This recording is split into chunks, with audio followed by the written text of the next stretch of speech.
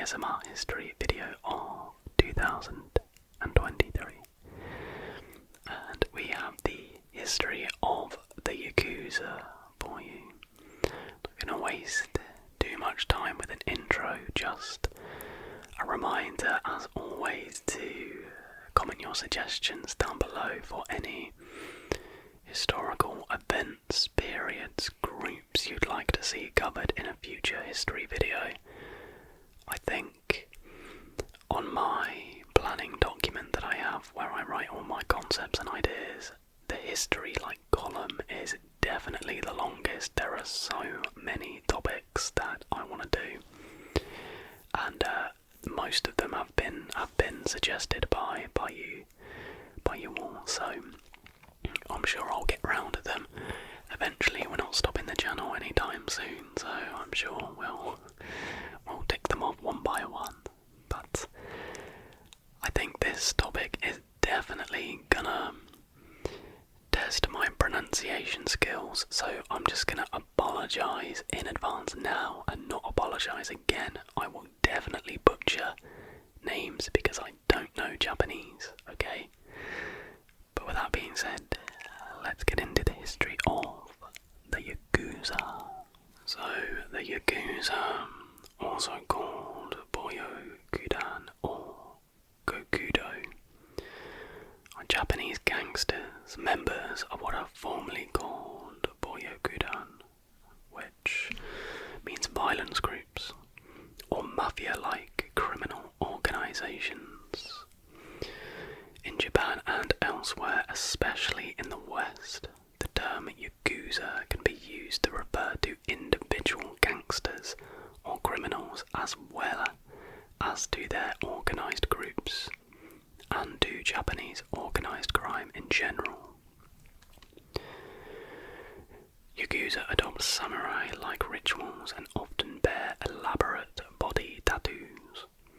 They engage in extortion, blackmail, smuggling, prostitution, drug trafficking, gambling, loan sharking, day labour contracting and other rackets, and control many restaurants, bars, trucking companies, talent agencies, taxi fleets, factories and other businesses in all major Japanese cities.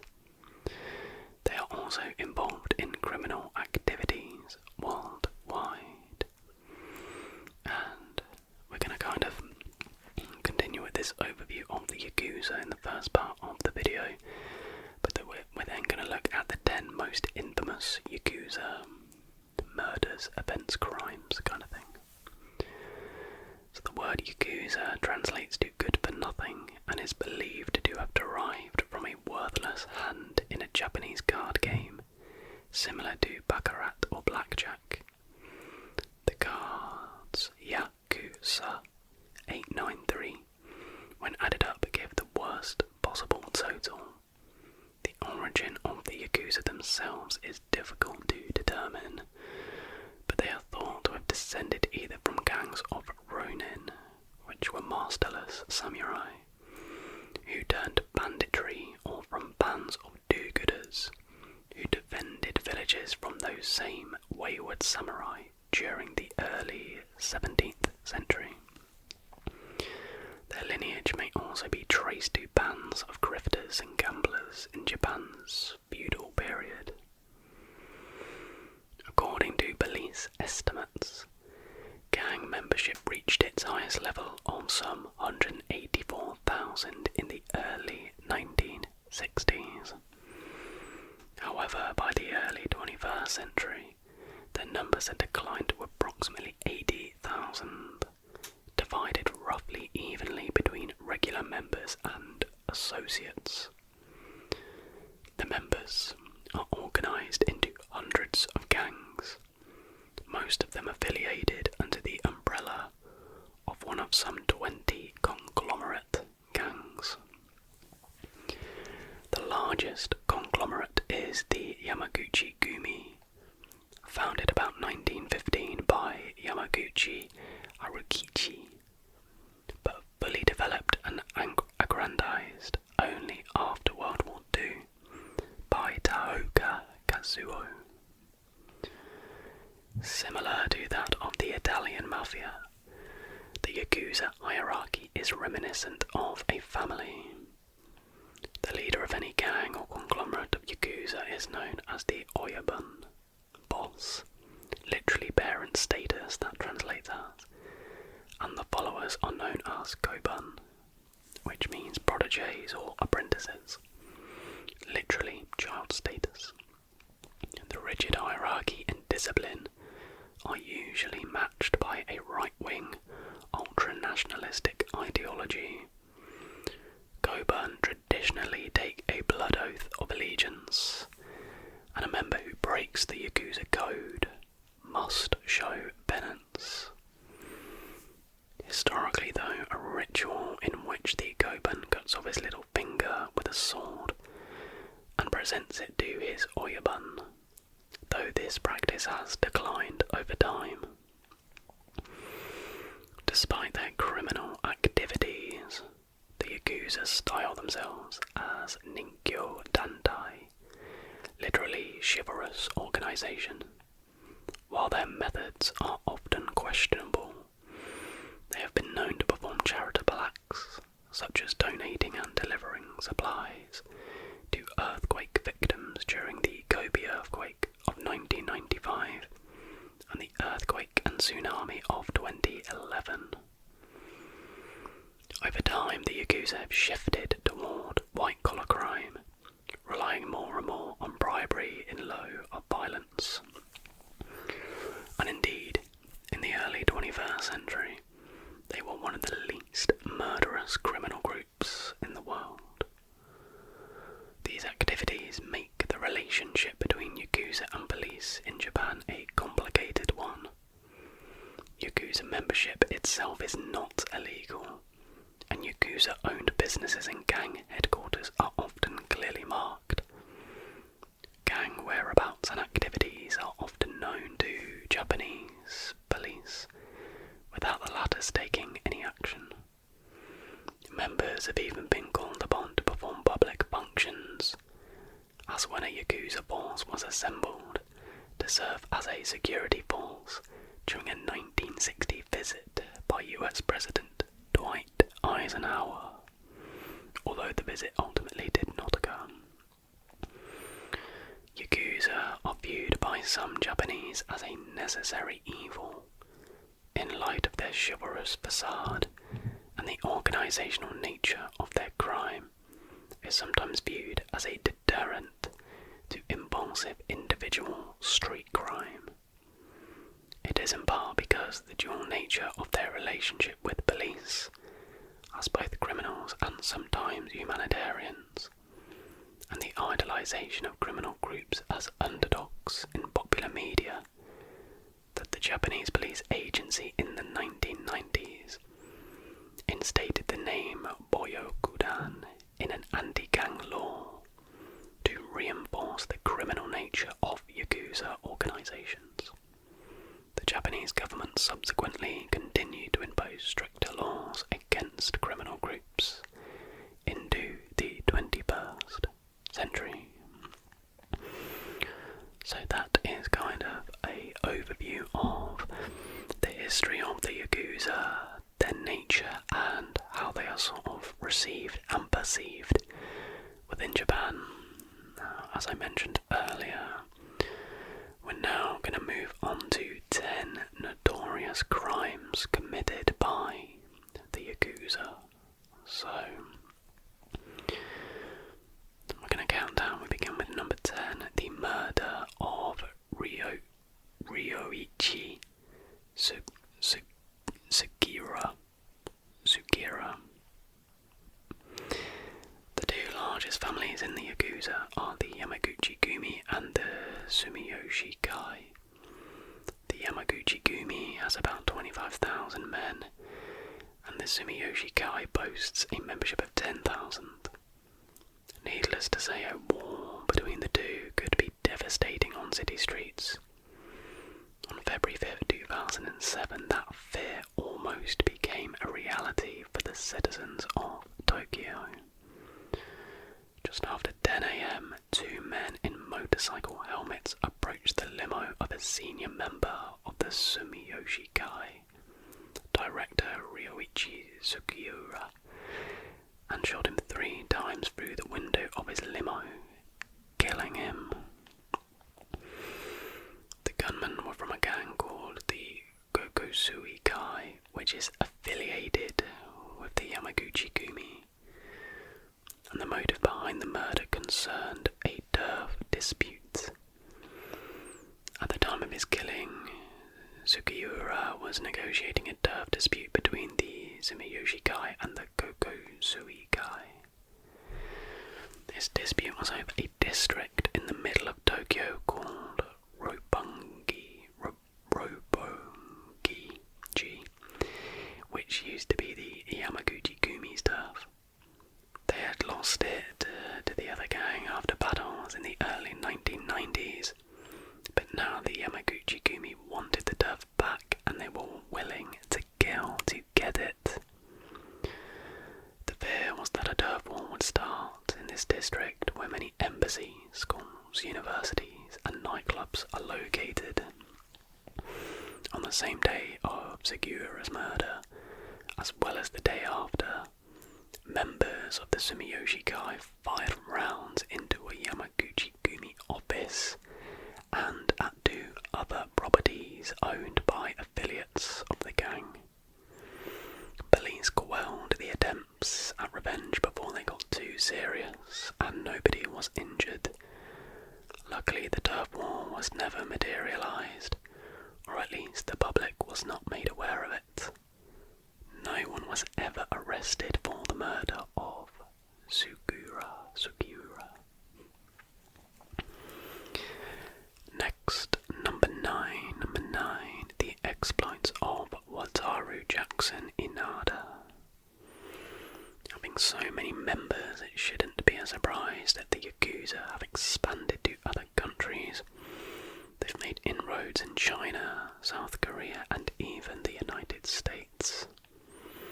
One person who was influential in the spread of the Yakuza in the US, especially in Hawaii, was a man named Wataru Jackson Inada. Inada, a member of the Sumiyoshi Kai, came from Tokyo to Hawaii in 1972. Over the next 2 years, he made connections in the US mainland, which included a relationship with the Los Angeles Mafia. These connections allowed the Yakuza to ship heroin into the US. During this time, the Yakuza and their US Mafia connections flew under the radar of the authorities. That changed in May 1976 when Inada and his girlfriend were found shot to death in an apartment in Honolulu. Inada had been arrested after trying to sell a large quantity of heroin to an undercover officer, and he was planning on testifying against his suppliers. The murder was never solved, but it is believed that he was killed by a local gangster. Inada's murder caught the attention of a prosecutor in Honolulu named Michael Sterrett. Sterrett realised that Inada planted the seed of the Yakuza, which was becoming more established in the US. Using the connections that Inada had made, the Yakuza could ship drugs to the US and organised crime syndicates could ship guns to Japan.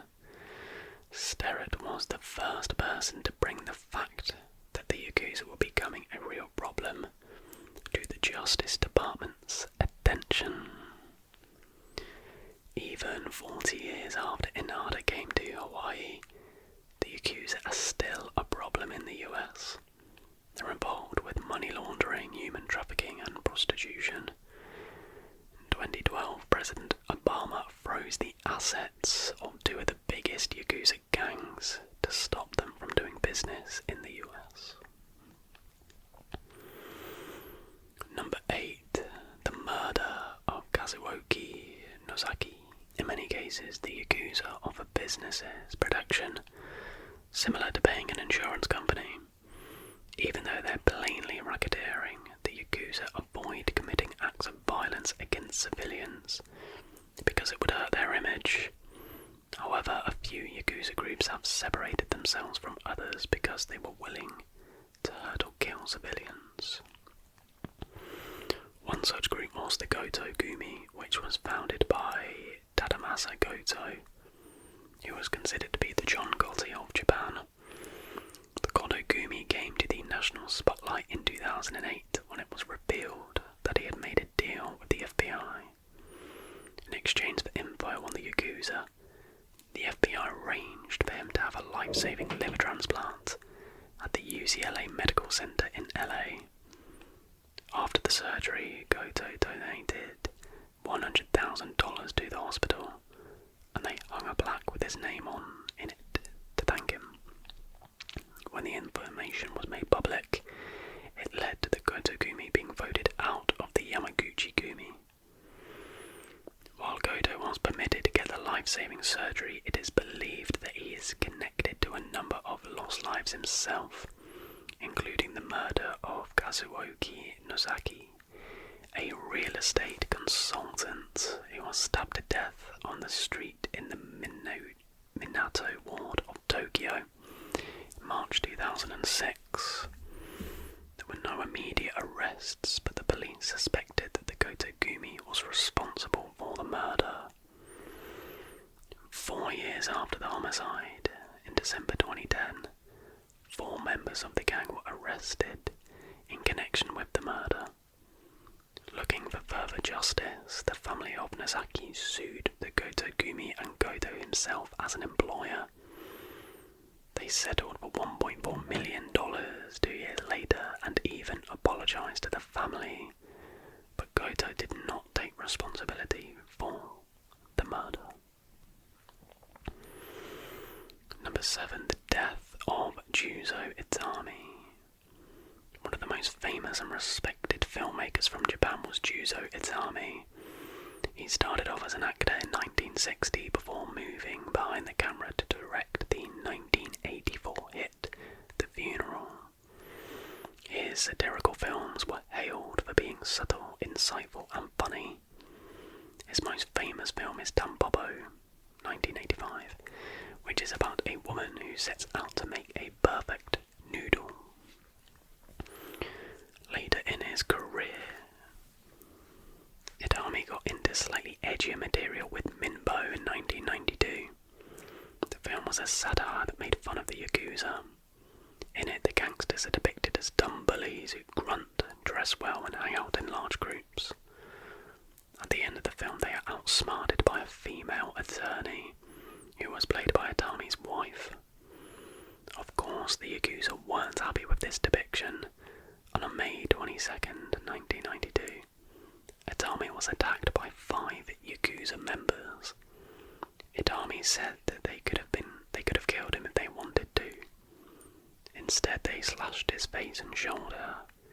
The attack left a large scar on his face, which came to be one of his trademarks.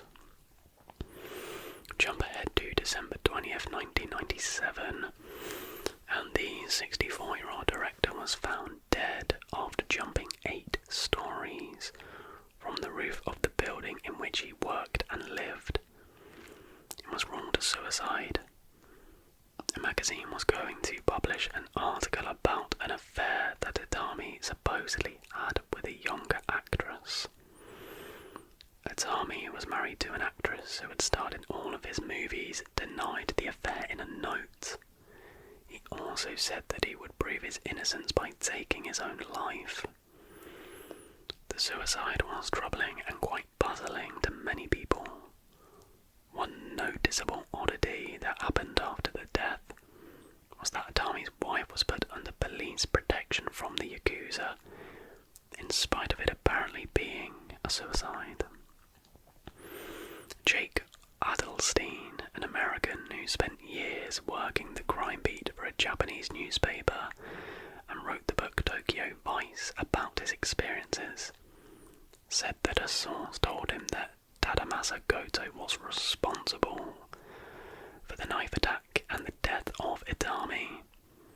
According to Adelstein, Goto and a henchman, or men sent by Goto, went to Itami's house and forced forced him up onto the roof at gunpoint. They told him something to the effect that if he jumped he might survive, but he definitely wouldn't survive a bullet to the brain, so he jumped. Adelstein said it was a perfect murder because there was no foul play and no proof that his death was anything but a suicide. Next up, the crimes of the Kudo-kai. Another group that managed to set themselves apart from the other families is the Kudo-kai. The Kudo-kai was one of the more notorious Yakuza gangs because of their penchant for killing and hurting civilians. One notable target of the gang was a fishing cooperative in the coastal city of Fukuoka. Things escalated in December 2013 when the 70-year-old head of the cooperative was shot dead. In May 2014, the man's grandson, who was a dentist and not linked to the cooperative, was stabbed while commuting to work. Luckily, he survived the attack. Finally, in July 2014, a woman who worked at the cooperative was slashed with a knife, but again survived. Due to the rise in violence, boss Satoru Nomura and underboss Fumio Tanui of the Kudo-kai were arrested in September 2014, but not for a recent murder. They were charged with the 1998 shooting death of another 70-year-old man who was the head of the fishing cooperative. At the time, 4 members of the Kudo-kai were arrested and 2 were convicted. The police said that they uncovered new information indicating that more senior members of the gang were involved. That was when Nomura and Tanui were arrested. In October 2014, along with the Kudo-kai's number 3, both men were charged with the stabbing death of a nurse in January 2013. The police believe that Tanui ordered the murder because he got into an argument with the woman while he was visiting a clinic. In February 2015, another assault charge was filed against the 3 men for the attack on the dentist. And finally, just to round it all off, Nomura was charged with tax evasion in 2015. As of this writing, the 3 heads of the Kudo-kai are currently awaiting hearings on their charges. I'm not too sure when this was written, so that very may well have happened. So next, the murder of Masaru Takumi. In 1997, Yoshinori Watanabe was in charge of the Yamaguchi-gumi, while the second in command was Masaru Takumi. Presumably when Watanabe stepped down, Takumi would become the family's 6th leader, but that didn't happen, as on August 28, 1997, 4 men in dark suits and baseball caps approached Takumi at a hotel cafe in Kobe and opened fire, killing both Takumi and an innocent bystander. The gunmen were members of the Nagasaki, which was the largest gang within the Yamaguchi-gumi family. The Nagasaki was angry with Takumi because he made peace with a gang that tried to kill their leader. Ultimately, the assassination led to the downfall of the Nagasaki, who were kicked out of the Yamaguchi-gumi and became victims of retaliation, even though it was forbidden by the Yamaguchi-gumi. Other gang members left the Nagasaki and it dwindled down from once mighty numbers to just 170 by 2002. The gunman Harutoshi Seitsu was arrested 16 years after the crime in June 2013, and he confessed to the double murder. The murders of Masao Higa and Shukichi Hain. On November 23rd, 1990, 2 members of the Okinawa-based Kudo-kai family, Hideo Zamami and Takeo Matayoshi, were out looking for rival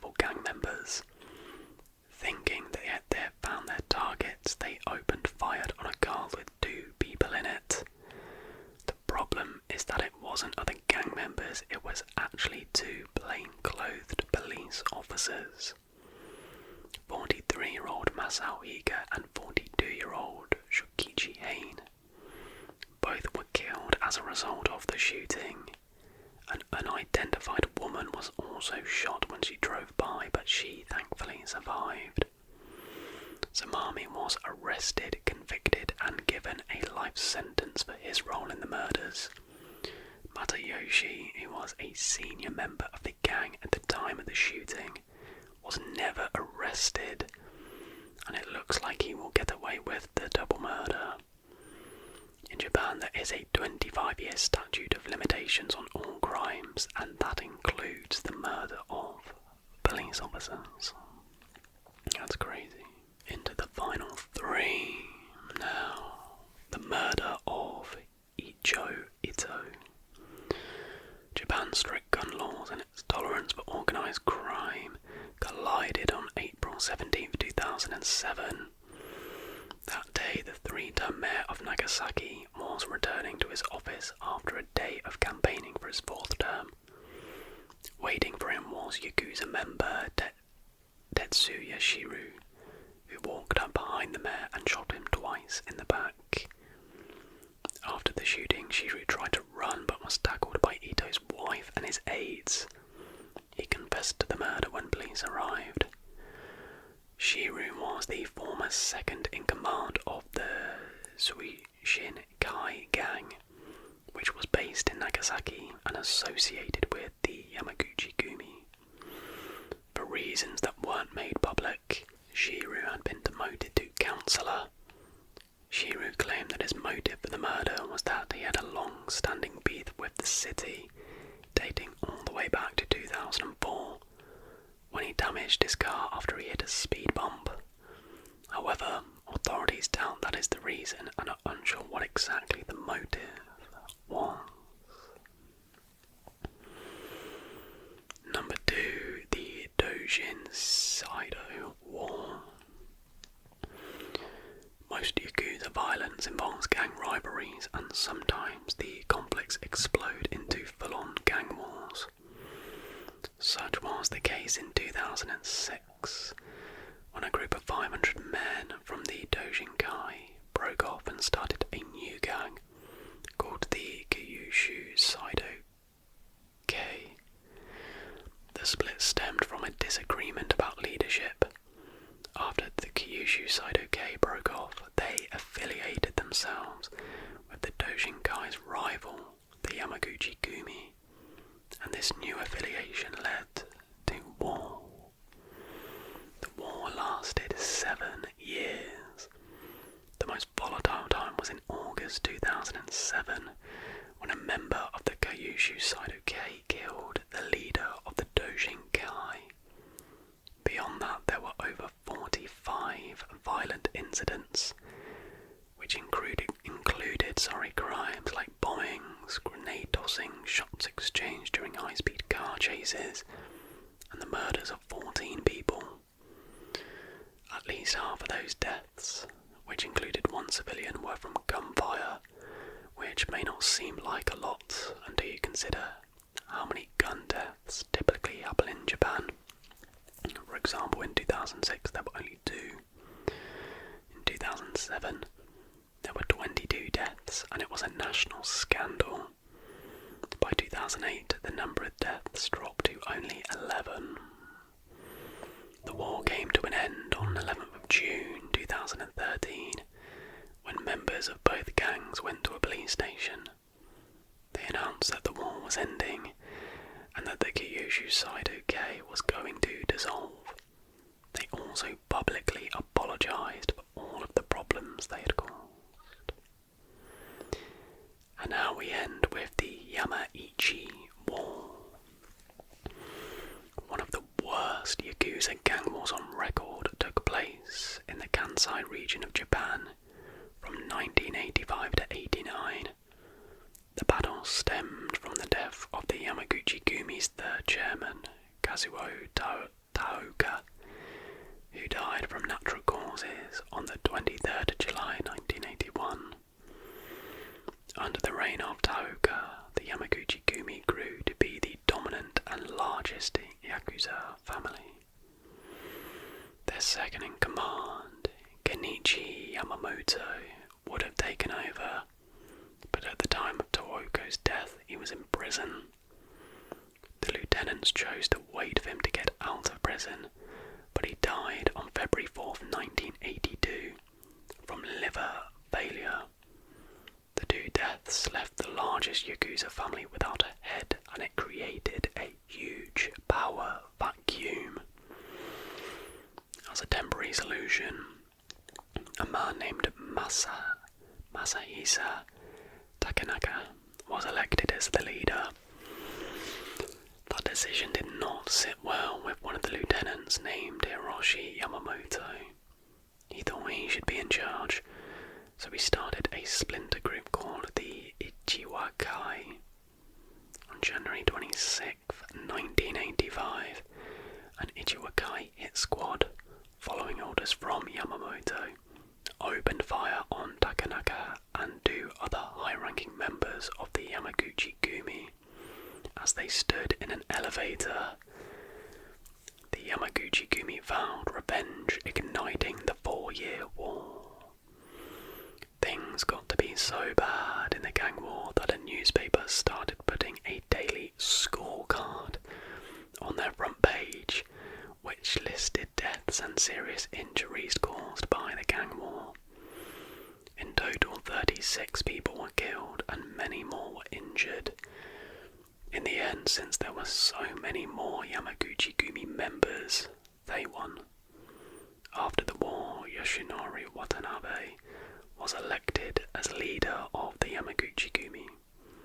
Under his guidance, they grew to unprecedented levels, and it remains the largest family in the biggest organised crime syndicates in the world. And that, my friends, was a history of the Yakuza. I really hope you enjoyed this video. I for one found it super interesting.